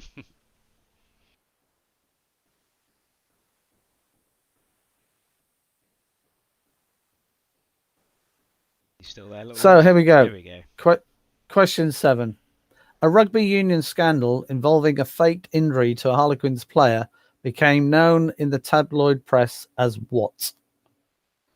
I think this one you either know, or if you guessed, it would be an extremely good guess. Even if you knew the theme or the connection, it would still be a very good guess. So if you're a sports fan and a rugby union fan, this might be an easy one, but for everyone else, including myself who wrote the question, very difficult question, I think. A rugby union scandal involving a faked injury to a Harlequins player became known in the tabloid press as what? Faked injury. That might be a big clue. It might be a meaningless clue. A rugby union scandal involving a fake injury to a Harlequins player became known in the tabloid press as what? Yeah, this is one that Clive would probably know. Yeah, more than likely. He's a rugby union player and a good Welshman at heart. Obviously, they overcome English. Yep, Julia's going to try and get him to join their team. So, 10-second countdown. Talking of which, the Welsh and the English, not I say being an Englishman, but my heart is not where my head with, especially when it comes to having a gamble. I said the Welsh would beat the English 11 to 15 points. And of course, they scored that bloody try at the end. So I lost out by 1 point. It was very good odds as well. I'd have definitely bought all the beers and the 5 alls when we got together. So question 8. What was the name of the hideously ugly member of the Beano's Bash Street Kids? So ugly that he became handsome when he pulled a face. Now, this one I did know. Beano being one of my favourite books that I read. What was the name of the... One of the favourite. It's probably the only book that you've read, isn't it? No. There was the Dandy as well as the Beano. The Dandy, yeah. Yeah, and the Victor, of course. And the Victor. What was the name of the hideously ugly member of Beano's Bash Street Kids? So ugly that he became handsome when he pulled a face. And if you've got the theme or the clue, the connection word or words, this will certainly should give you the answer. So if you've got the theme, i.e. the connection word or words, this should certainly help you with the answer. So what was the name of the hideously ugly member of the Beano's Bash Street Kids? So ugly that became handsome when he pulled a face. 10-second countdown coming up. I'm impressed. People have definitely got the connection round. This is a one-word answer. Right, so moving on. Question 9. John Burke Gillespie had a famous nickname, as did Edward Kennedy Ellington. So the question is, what was the famous nickname of Charles Parker Jr.? So John Burke Gillespie had a famous nickname, as did Edward Kennedy Ellington. The question is, what was Charles Parker Jr.'s famous nickname? And if you got the theme or the connection, again, put that word or words with the answer. Connect it to this answer. That should help you out. John Burks Gillespie had a famous nickname, as did Edward Kennedy Ellington. What was Charles Parker Jr.'s nickname? Coming up to the last question of the evening. Again, a big shout out to everyone joining us this evening. 5 Alls, the Lobsters, the Fam, Interstellar Sea Slugs, Cosmic Cabbage, Bob. Anyone else I've missed out, Mark? I think I've said them all. Cecil Oaks, Polygons. the Fam. My apologies. Polygons, yep. Polygons Polygons, back this yeah. week. So, yeah. Don't give up. Keep trying to improve week by week. You will eventually come top. 10-second countdown coming up. I'm not sure I would call that a pleasure, Gencheck. 10-second countdown now on the board. Remember, the last round is a connection, and we're going to ask the connection. So here we go.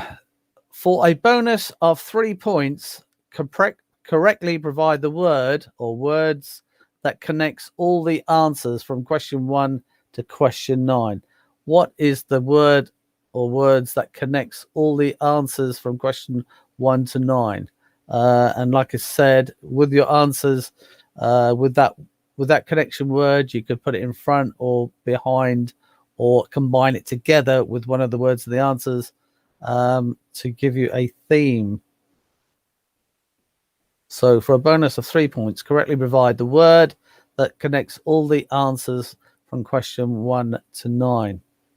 And that will score you 3 points. It will make or not make a difference on the scoreboard. Can you see the scoreboard, Mark, as it stands at the moment? I can. I'm looking at the scoreboard, and yes, the answer to this will make a difference. Will make a difference to who comes top or draw or whatever? Yes. So there's very few points in it. Let's have a look. Any one of the top 3 teams could win it, actually.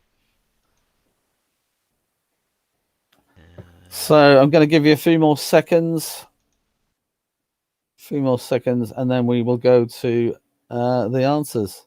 So last but not least, for a bonus of 3 points, correctly provide the word that connects all the answers from question 1 to 9.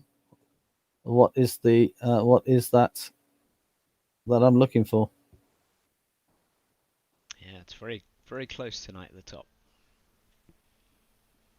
That's what we like to see. That's what we like to see. Yeah, as I say, it's all for fun, except for on the 24th of March. It won't be for fun. We're going to ask for a fee for an entry. You don't have to pay to play. I stress that. On the 24th of March, still join us. Join us for fun.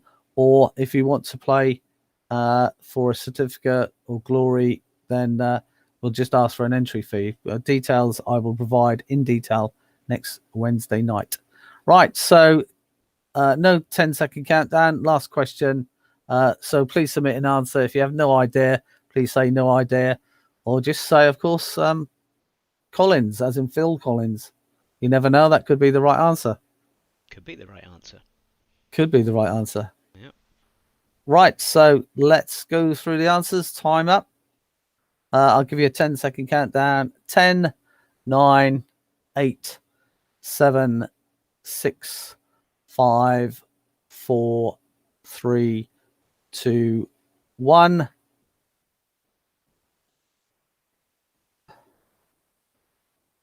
All right. Let's go through the answers. Let's go through the answers. Let's find out. Let's see what we've come up with. Right, so go. First one, Henri player, Michael Foot, Labour leader.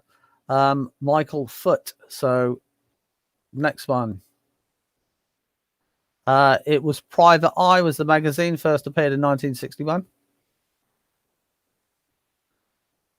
Number 3, to describe a licensed attorney assigned to represent people who are charged with a crime who desire legal representation, public defender. The Swedish tennis player was Mats Wilander. 7 Grand Slams, 82 to 88. Mats Wilander.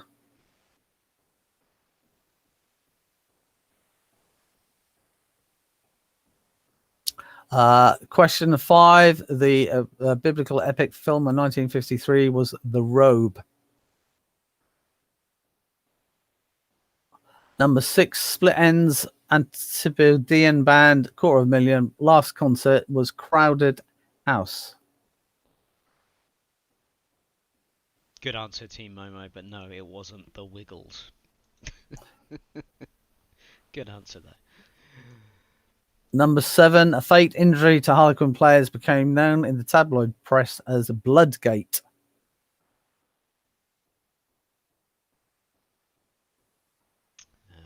Hang on. Bloodgate, yep.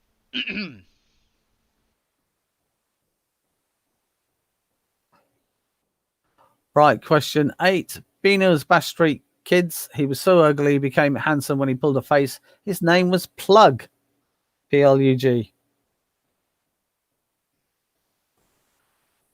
Right, and moving on to question 9. Hang on. Let me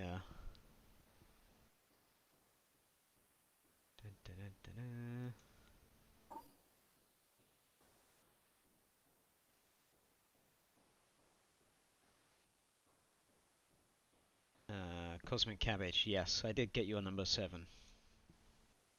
Yep, so it might be lag your end, but I did get your answer.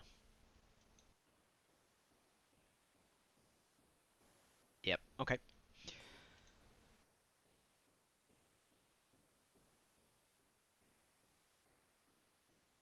Right, what was Charles Parker Jr.'s famous nickname? It was Bird, B-I-R-D.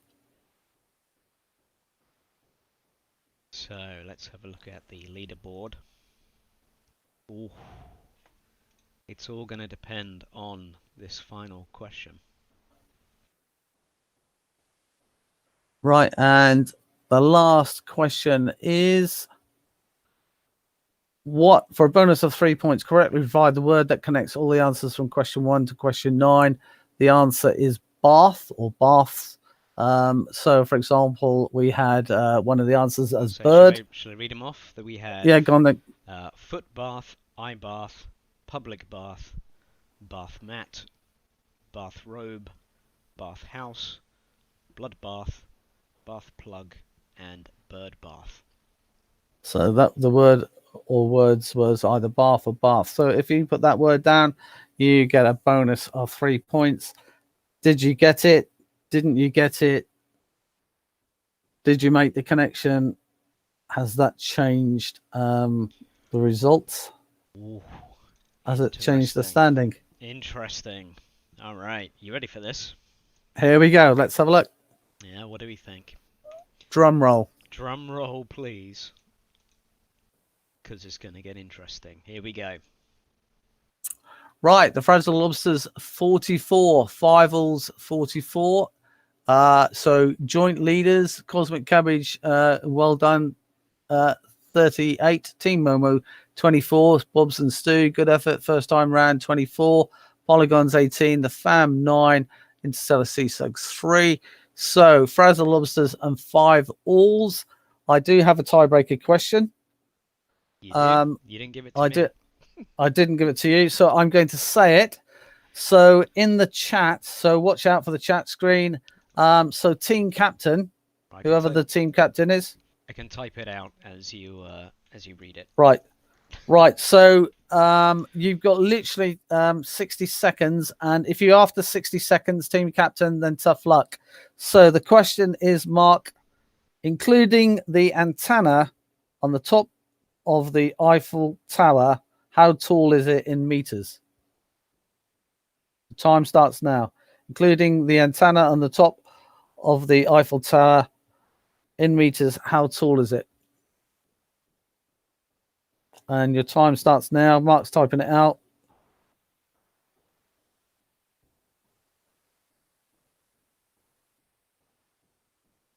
You should have it shortly. There we go. Right, so I could type.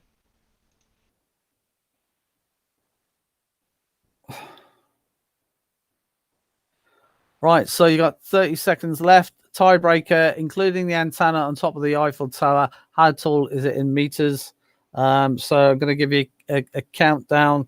I'm going to give Mark a countdown. So team captains, get your answer in meters. How tall is the Eiffel Tower, including the antenna at the top?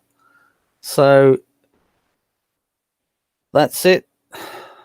10-second countdown coming up now.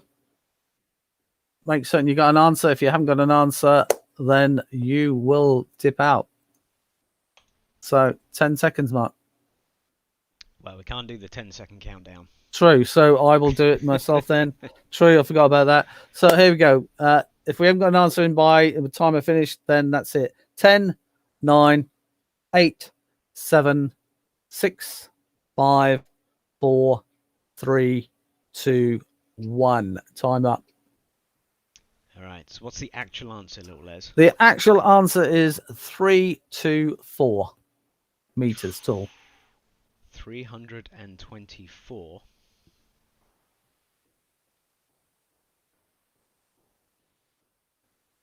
So, and I assume the answer is you want the closest. Yeah. So what answers did we get? So, that means tonight's winners. Yeah, I'm trying to figure out. I'm trying to do maths. Come on, people, calm down. I went to Ferrum Tertiary College. Come on. So what answer did we get from the lobsters? One team answered with 300. One team answered with 376. So our winners for this evening, with an answer of 300, who are only 24.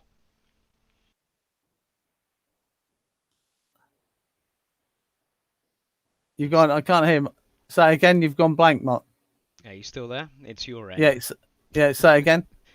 I said there are two answers. The Five Alls answered with 300. The Frazzled Lobsters answered with 376. That means tonight's winners with the extra point on the tiebreaker are the Five Alls. Well done, Julia and team of the Five Alls. Cracking all round from everyone. Not everyone's rounds, and obviously the American translation round was not everyone's round, but that's the way it goes each week. Different rounds, different subjects, different music. Sometimes it's good for some, sometimes it's good for others. So it's good to see different teams winning it each week. And best of luck to the rest of the teams. Please join us again next Wednesday night. Again, different themes, different subjects, different music, different pictures, different rounds. Thanks for taking part. Very much appreciated. And we will announce next Wednesday how you can join us on the 24th and win certificates, etc., etc. For taking part. Yeah, we didn't have to look at your ugly mug for the last round, which is good, I suppose. Yeah, that's good. Yeah. Yep. Likewise, from me. Thanks very much, everybody, for joining. Great to see a new team join us. Great to see Polygon's back. So, welcome, Bobs and Stu. And yeah, thanks very much for keeping me entertained. And as you can see, we got a picture of the Five Alls. It's quite fitting that Julia and Co won this week, as we ended up looking at the Five Alls. It's a cracking bar, that. Yep, and you're right next to the kitchen too, so it smells really nice. All right. Yeah. Thanks very much, everybody, and yeah, we'll see you next week, and we'll let you know more details about how to sign in and what we're going to do on the 24th, which will be a special charity event for Solent Mind. So we'll give you more details on that next week. Yeah, and stress again, still join us on the 24th. There's no coercion or persuasion to join us. You know, it can be for fun still. So please don't not join us on the 24th if you don't want to take part. So thanks again, everyone. Yeah. All right. See you next week, guys. Yeah. Keep safe. Bye. Bye.